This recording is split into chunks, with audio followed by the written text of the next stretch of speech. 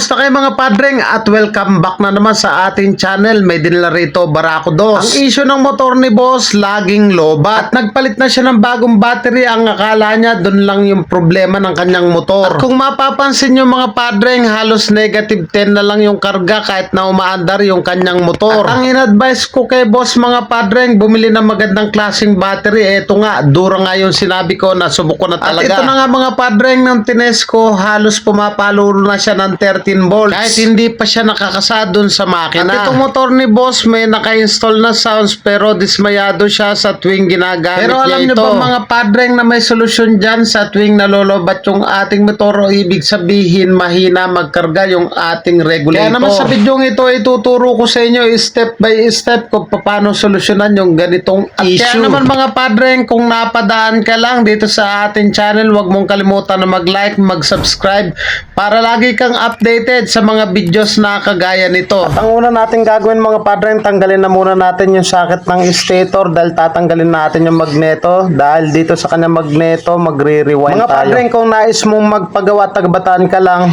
pwede po kayo sumadya dito sa ating shop at dito lamang yan sa Pulo, Hermosa, Bataan. At tabing tulay lang po tayo mismo. So yan, pag natanggalan natin yung magneto cover, nandyan yung kanyang stator, baklasin lang natin yung tatlong Allen bolt. At syempre mga padreng, kailangan din natin baklasin yung kanyang pulser. At dito sa kanyang stator, may makikita tayo dito na dalawa magkatabi sa pinakakanan. Yung isang wire dyan, yung black na may yellow, siya yung negative. So yung katabi niya naman, eto siya, yung kadugtong niya, yung double magnetic wire. Diyan kumukuha yung yellow wire. At dito naman sa part na to, single magnetic wire. So dyan naman yung kumukuha yung charging natin. So hindi na natin gagalawin yun. Etong dalawa lang na to, puputulin natin tsaka natin pagsasamahin. At para lubos yung maintindihan mga padreng, iangat na muna natin yung kanyang stator. So para madali nating masundan. Dito mapapansin nyo sa pinaka kanan na yan, eto yung dalawa na yan. So yung isa dyan, black na may yellow na wire. So meron siyang balat. Yung isa single magnetic wire. Putulin lang natin yung dalawa na yan. So yan, lisya lang natin. So pinutol ko yung black na may yellow, siya yung sa Kawasaki yung negative. Tapos syempre yung single magnetic wire dito, yung katabi niya, ayan. Yan yung starting coil natin. So pagkaputol natin yan, kikis-kisin dapat natin yan. Tapos pagsasamahin natin yung black na may yellow, yung una nating tinanggal, itwitwist lang natin yon. Tapos inangin natin, dapat yun magkasama sila. So tanggalin na muna natin to. So yun mga padreng, putulin lang natin. Tapos sungkitin natin para maikot natin sa likod. So sikwatin lang natin ganyan. Tapos ang gagawin ko lang dyan, kikis-kisin ko ng lihe yan para pag ininang natin, syempre dapat kasi yan, kapit na kapit yung inang dahil nga papalpak po yan pag hindi luto yung pagkainang. So ang gagawin lang natin dito, ayan, gagasgasin natin tapos itwitwist natin doon sa black na may yellow na wire.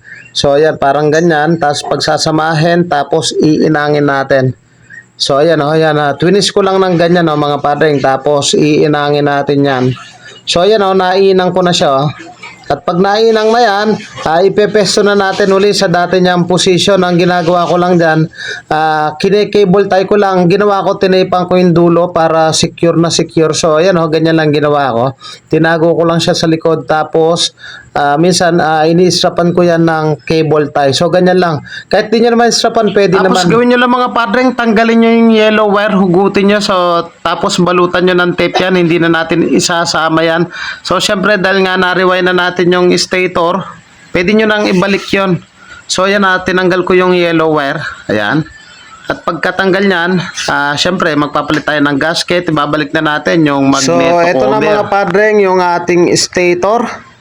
So ayan, naibalik ko na, naistrapan ko na rin yan. Ayan.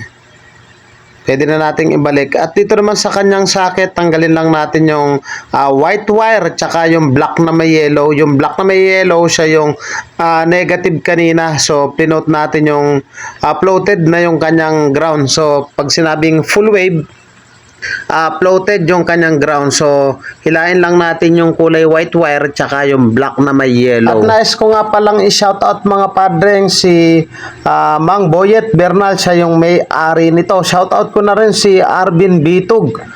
from Mabuco, Hermosa, Bataan, Toda. At kaya naman mga padreng, kung problemado ka sa charging ng inyong motor, napakiwari nyo na napakain na magkarga. So ganito lang gawin nyo, full wave. So ang gawin lang natin dito mga padreng, so ayan, ito yung yellow, linagay lang natin dito sa black na may yellow dun sa sakit ng stator, kahit magkabaligtaran po yan. Ayan, linagay ko lang sa black na may yellow yung kulay pink, tapos yung isa naman yung yellow wire. Ito yellow wire ng ating bagong charger na 5 bars, linagay ko lang siya sa white wire. Tapos yung kulay green naman ng 5 bars regulator, siya yung ground, lalagay ko lang sa black na may yellow dun sa lumang socket ng regulator. So kalimitan mga padreng, gumagamit ako ng lighter kapag nagbabalat ng wire. Minsan kasi may wire na manipis, pag ginamitan natin ng cutter na puputol yun. So subok ko na yung lighter na maganda siyang pambalat. So itap lang natin dito yung green wire ng 5 bars regulator. Yung green na yan, siya ay negative. Ang negative ng Kawasaki Barako ay black na may yellow. At ang susunod naman natin mga padreng, yung black wire ng ating 5 bars regulator, ilalagay lang natin dito sa yellow wire. Itong yellow wire kasi na yan, yan ang papuntang headlight tsaka taillight. Tapos dadiretso natin dito sa brown wire ng placer relay. Yung brown wire, siya yung accessories wire na dapat mapasukan yung black wire ng 5 bars regulator para hindi lumobo yung kanyang battery.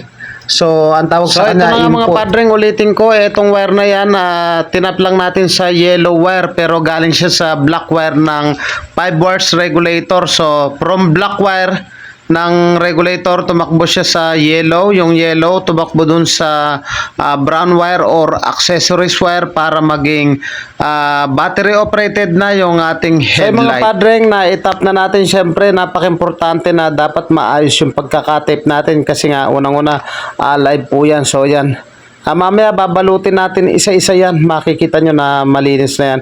At dito naman sa socket, sa lumang socket ng regulator, may makikita kang kulay white wire. So yung white wire na yan, siya yung tatakbo papunta sa fuse.